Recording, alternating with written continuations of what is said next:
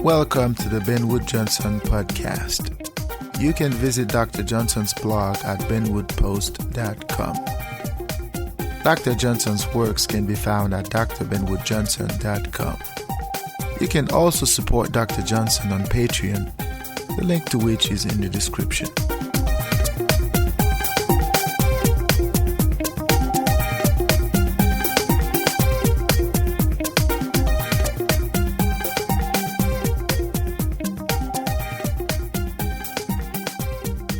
Hey, welcome back to the Ben Wood Johnson podcast. Today is August the 5th, 2019. This is podcast number 33. We are going to continue our series, our conversation about education. We are going to examine how society informs individual behavior and how the behavior of the individual in turn informs society. In other words, society affects the individual in turn affects society. And it's this dichotomy between who has primacy that often leads to conflict. The line between individual and the collective is blurry. But education plays a substantial role in how the individual perceives the world. Education plays a substantial role in how the collective perceives the individual. So if you were educated to be a certain way and you are not according to that expectation, then you can be in trouble. The same way, if you were not educated to be a certain way and you are that way, then there could be trouble as well. So there's a dichotomy between who we are and who our society makes of us. In this particular podcast, I am going to talk about education as a punishment. And education is a punishment because the individual is coerced into being a certain way. And his failure to be that way could result in unintended or unexpected consequences. As usual, without further ado, let us delve right into it.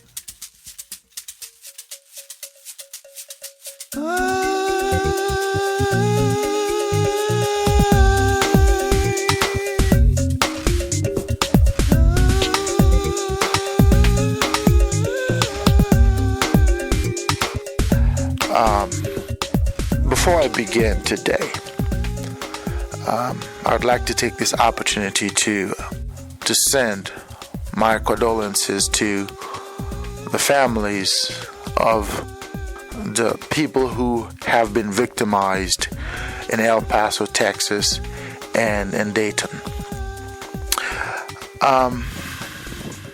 It is sad to see human beings being discarded in such a way. I am not going to get into the politics of gun control and the policy of hate. I have talked about that, at least as far as hate is concerned, and some of my books.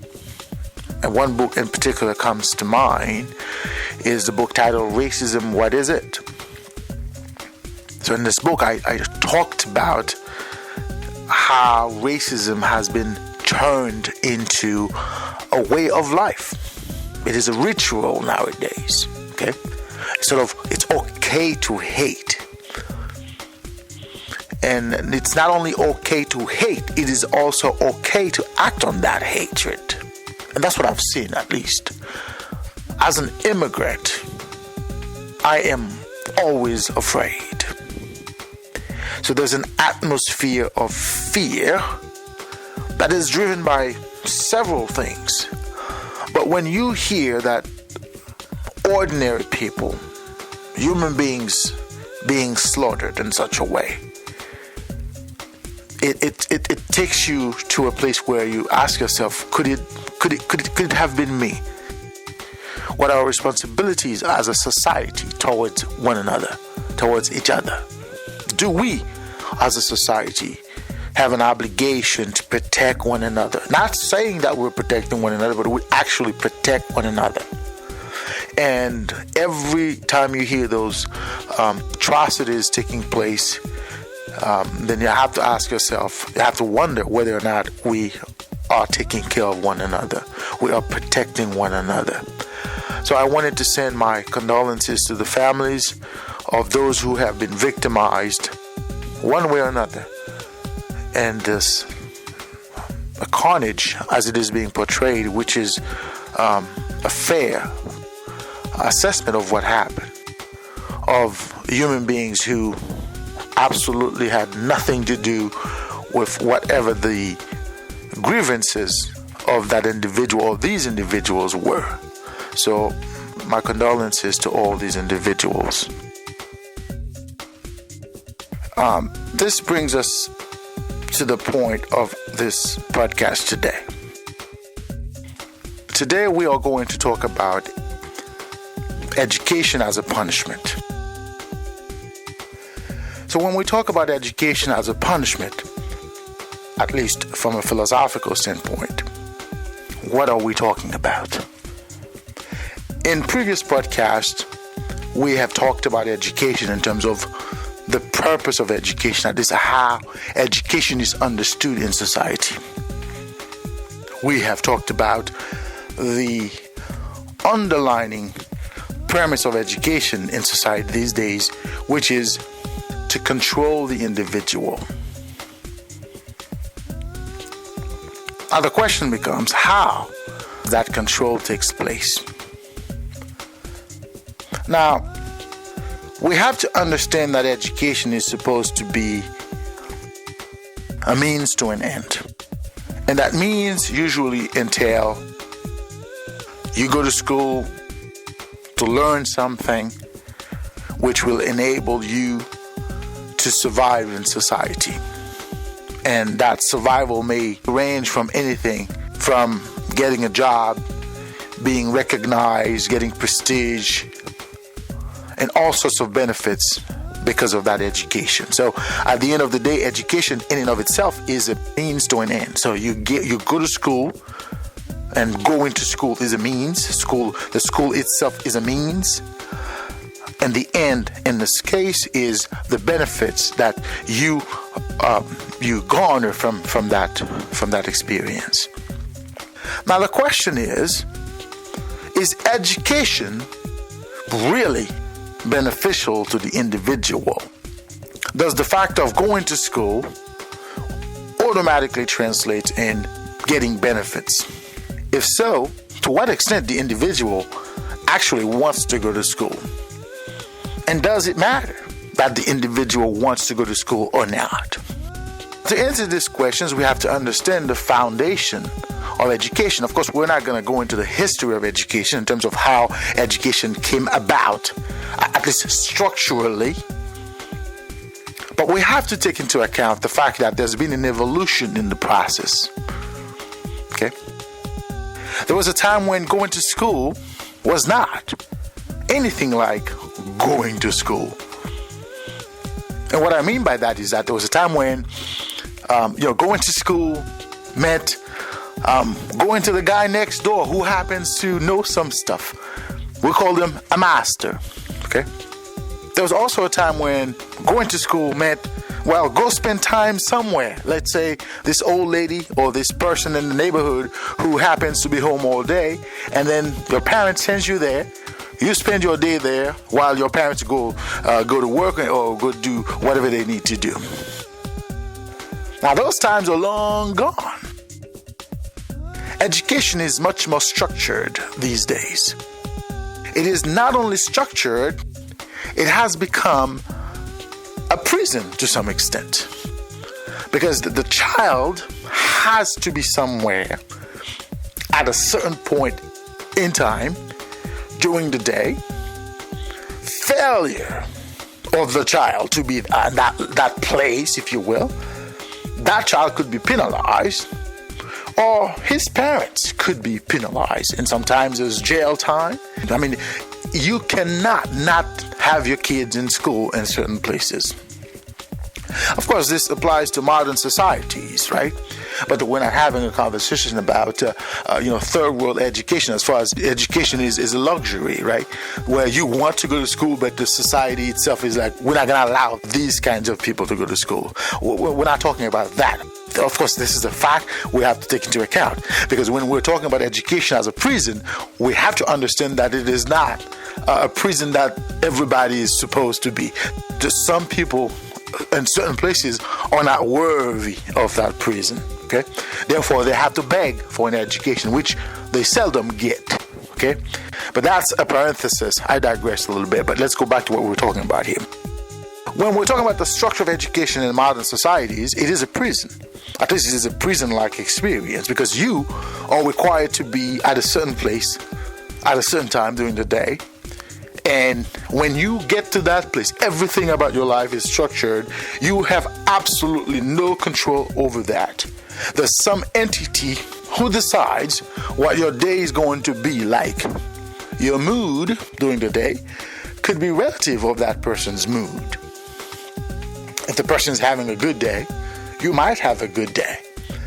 And the same is true if the person is having a crappy day and you happen to be that person's students for the day and he's having a bad day, and he's gonna share that bad mood with you, and you're gonna feel his bad moment in time.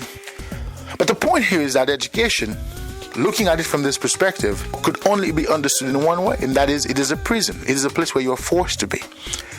It is regardless of what the individual wants. It is regardless of what is good for the individual. Okay? But education these days runs under the premise that it is good for society. Okay? And when they say education is good for society, is that it is a way to prevent the individual from misbehaving in society. Going back to the concept of a means to an end, you go to learn how to behave in the world. You go to learn how to be in your world. And when you are in a school setting, believe it or not, you don't have time to engage in mischievous activities. At least so we think. Okay? But the idea is that when you are confined somewhere throughout the day, you are forced to behave a certain way. And as a result of being forced to be in that place, and you are forced to behave a certain way, you are under control. And that control is good for society, because let's say you were one of those hoodlums who spend your time nagging the neighbors and crushing the trees and stomping on the flowers and the grass and the prairies and all that. When you are at school, you cannot do that. Thereby, the environment, your neighbors get to enjoy a better day, a better life experience, if you will. At least that's this idea. So the underlying premise of education is control right off the bat. But it is a control through punishment. And that punishment is achieved through what I call coercion, where the individual is coerced into being to school, into going to school. You are supposed to be in school because the law says so. You are supposed to be in school because society says so. Your parents say so. So you, as an individual, has absolutely no power whatsoever as to whether you go to school or not. It has been decided, determined, and you can only see it happen. And if you rebel, you are going to have to pay the consequences. And that is regardless of your age. You could be 5 years old, you don't go to school, you're going to pay the consequences. You could be 10, you don't go to school, you are going to pay the consequences. 15, same thing. Okay? And as you grow older, the consequences are self-imposed. Like at 25, you don't go to school and you can't find work. Well, don't blame society for that. You don't have a college degree, you can't find a decent work. Don't blame society for that. Okay?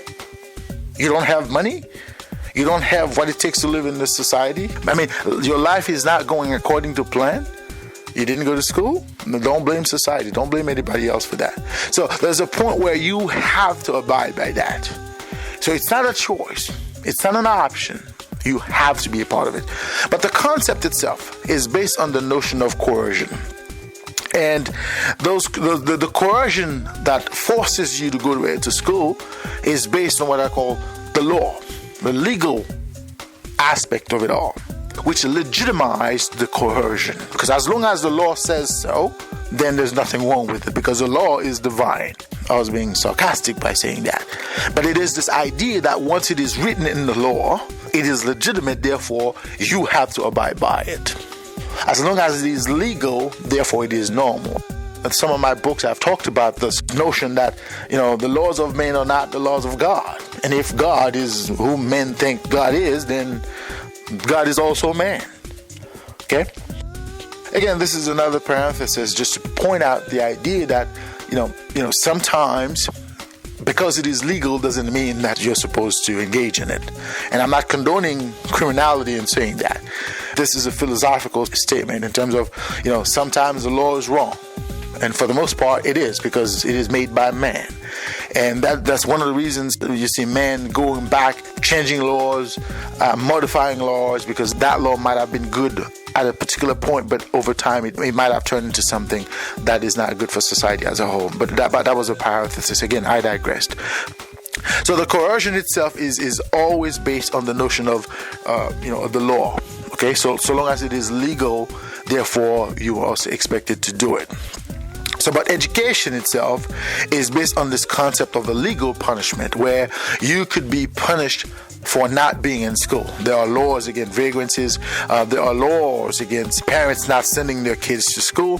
So you cannot not be in school. You cannot not send your kids or your children or your child to school. Okay? The laws are against that. So right off the bat, it is coercive in nature. Being in school is coercive in nature. But there are arguments in favor of that idea of education, the way that it is structured. We've talked about a few of these arguments earlier, when we talk about the benefits of being in school all day for your parents. Perhaps you are a very active child, and when you go to school, your parents get to take a break, right? So those are the benefits, but it's not a benefit for you. It is not a benefit for the individual. Rather, it is a benefit for those who perhaps around the individual, but it is not a benefit for the individual himself. But some of the pro arguments is that, education is good for the person, okay? And that sort of, piggyback on what I was saying before in terms of you go to school and it is a quid pro quo, where you go to school, you get some knowledge, you learn some skills which are going to allow you to be a successful human being. You're supposed to live your life better. You're supposed to have a better living experience, because you would have a job and then you'd be able to afford things for yourself, be able to be responsible for your actions and inactions in the world. Therefore, education is good for the individual. Those are amongst the arguments in favor of education as it is currently structured. The other argument is that education is good for society. Again, this piggyback on the idea that society as a whole benefits from you being in school. Because when you go to school, you learn stuff, you learn skills which you could use in turn to help society as a whole. Let's say you went to school and you learned to become a doctor. And as a doctor, you become an active member of the community where you live, okay? Where you're participating, you're helping the community. You went to school, you learn to become a lawyer, and as such you become somebody defending those who need defense in your community. Or you become an engineer, building houses, building stuff, and inventing stuff that are going to contribute to the well-being of the society as a whole. So in this case, when we're talking about education, the argument pro of it being a punishment is that it is going to serve society as a whole. Another argument is that it is good for the community. Sort of go back to what I said before. It's this idea that you are serving your community because of your education. You are a useful member of your community because of your education. Because you're educated, you're able to participate actively in your community. Okay. I've also talked about the idea that it is good for parents, right? Because you being in school give your parent the opportunity to do things they might not have been able to do had you been around them, okay? For instance, your parents might go to work, being able to provide for you when you come back from school, right? So it is a quid pro quo. It's this idea that you go to school, you get some benefits out of it, and society gets some benefit out of it. Your parents get some benefits out of it, and so everybody's happy. Okay, it's this world where we say, okay, we go to school and everybody gets something out of it. But the question I'm asking here, philosophically, of course, is what are the true benefits of going to school? What are the true benefits of education? Not only for the individual, but also for society as a whole. What are the true benefits? I will tell you right off the bat that there are none. Absolutely none. Now, I'm not saying that education is useless to the extent that you don't have to go. But when we're looking at it from the individual's perspective or from the collective's perspective, are there any tangible benefits of education? Well, the answer is no. Because what happens is that education becomes a cycle where, again, the whole concept of quid pro quo, there cannot be tangible benefits in a quid pro quo relationship, because what happens in a quid pro quo relationship is that we agreed ahead of time as to what we're going to gain from that relationship. So that gain, because it is agreed upon, cannot be tangible, because it is a gain that we made out of our own understanding of what beneficial is for us. If we believe that going to school is going to allow us to become a doctor or an engineer or whatnot, and we go to school, we indeed became a doctor and an engineer, so we think it is a benefit, okay? And we associate that with being or going to school. In the same way, if society says that you going to school is going to benefit society as a whole, because whatever you become it is going to trickle down, to use that term, to society as a whole, and you go to school, you become a doctor, and as a doctor you're serving the community, then yeah, in that sense society is going to say, well, we benefit from you going to school. But from a tangible standpoint, have you really benefited from that education? Or has society really benefited from that education? And the answer is no. Now, no, bear with me here. Because we have to understand, what is education in the first place?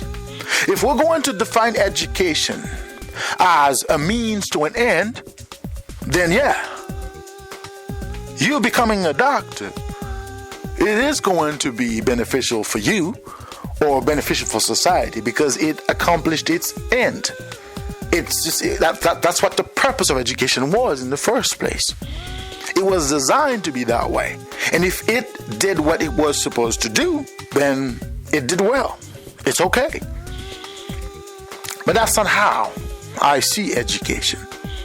That's not how education should be defined and understood. There's more to education than you becoming a doctor. There's more to education than you becoming a lawyer. There's more to education than society benefiting from your skills and talents. There's more to education than that, because after all, you don't have to go to school in a prison-like atmosphere in order to do those. Okay? I could serve my community. I could contribute to my community even if I were not educated as per the standard understanding of what education is in modern society. And society could benefit from my presence even if I didn't have a degree or anything that was given to me by an entity that legitimate what is it that I can do. I could be a valuable member of my community without an education. I don't have to be Dr. X or Lawyer Y to be a useful member of my community. Thereby, the concept of going to school in order to serve your community it doesn't make sense at this point. Because if we're going to look at education as you going somewhere, education is not supposed to be a place where you go to be. You shouldn't go to school to be, because being is not incumbent upon you having a degree. Education should be a place where, if you have to go to a place to get it, it should be a place where you learn to discover the world. You learn to discover yourself in the world. You learn about everybody else in the world. You also learn to respect the realities of your world. If you are educated and not inculcated information about how life is, but you know about the world the way it is, you're going to be a much more malleable individual. You don't have to be coerced to respect the law. You don't have to be coerced to be a good citizen. You're going to know that it is important to be a good citizen. You're going to understand the importance of being a good citizen. You're going to understand that, and you are going to be, a model citizen if need be. You are going to follow the law because you're going to know it suits everybody that we follow the law. You are going to be a model citizen if you understand the importance of helping one another, of loving one another, not hating one another. When you go to school where everything about your life is designed for somebody to be either ahead of you or behind you, then when the shoe is in the other foot, you are going to react accordingly. Now, so many kids have lost their minds. So many people, I'm not going to say kids just to target kids, but so many people have lost their mind, have lost their essence in the world because they were educated the wrong way. They were told things about the world that, as they grew older, found out that weren't true at all. But they're confused because all their lives they've been told that's how the world is. And as they grew older, they found that wasn't the case at all. They're confused. That's a perfect recipe for insanity. And then if you live in a society where things that are not true about the world are being repeated, echoed by people who are in power, people who are in positions to know better, and you went to school to be, and you cannot be because apparently some other entities in society are being in lieu of you, then it is a perfect recipe to act irrationally, to lose your mind, and go out and hurt people, hurt families, for no reason at all. So we have to understand what education is and what it is supposed to be. When we force the individual to be a certain way, there's a point where it is against human nature. There's a point where the inner side of the person is going to come out. The beast that is within is going to come out. Don't give that beast a reason to come out. And in a society where people are enlightened about the world, about their world, they do not encourage imprisonment of any human soul. They should not encourage the imprisonment of any person in any way, shape, or form, because it is against the human nature. Because at some point, the person is going to want to break free from that prison, and more often than not, they're going to behave in ways that damage society rather than helping society. So the perceived benefits we had in an educational system where the individual is being taught to be strictly this way or that way, at some point we realize it was not a benefit at all. Therefore, that benefit was never tangible. It was a make-believe. We thought it was. We believed it. The value of education is not punishment. The value of education is not coercion. The value of education for the individual is enlightenment. If you know something about the world that the other does not, teach him about it. Tell him about other people. Tell him about other culture. Tell him why we need to be one. We need to be together. Tell him why it is important for us as a species to stick together. Tell him that your skin color has nothing to do with your worth as a person. Your social status has absolutely nothing to do with you being a human being. Tell him that. Don't teach him to be a doctor. Teach him what being a doctor means. Don't turn him into a useful member of society. Explain to him why it is important to be a useful member of society. When you have an educational system that teaches the individual to discover the world, not to be in it, then the individual is going to get some tangible benefit out of that experience. And those benefits are going to last because the individual is not educated. Rather, the individual is enlightened. And I think there's a huge